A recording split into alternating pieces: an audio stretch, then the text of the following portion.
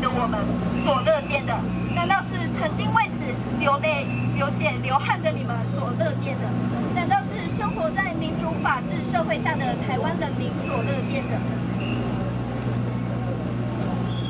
今天将是台湾学术史上最关键的日子，放弃而屈服的人不会被遗忘，反而将永远被世人唾弃；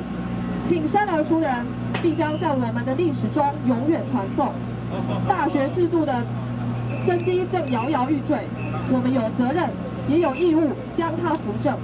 我们肯定会遇到阻挠，碰上困难，但为了我们一贯的坚持，难道不值得放手一搏？我们一定会面临嘲讽、遭逢羞辱，但台大90年来的传统，难道我们忍心看得到？难道我们忍心看得到毁于一旦？我不想谈成功或失败的问题，风险评估是阴谋家在做的事。我的心中只有永恒不朽的基本价值，为了他们，我愿意成为台大的斗士，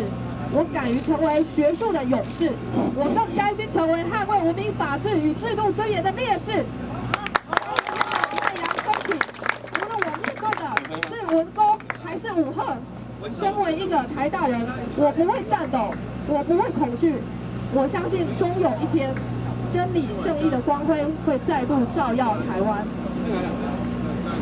我们公开呼吁：第一，教育部必须终止3个月来蛮横荒唐的违法脱序举措，立即依法发聘；第二，赖揆公开道歉，并依法追究相关失职人员；第三，台大校长遴选会不得重启遴选作业程序；第四，每一个有风骨的知识分子皆应拒绝参与2次遴选。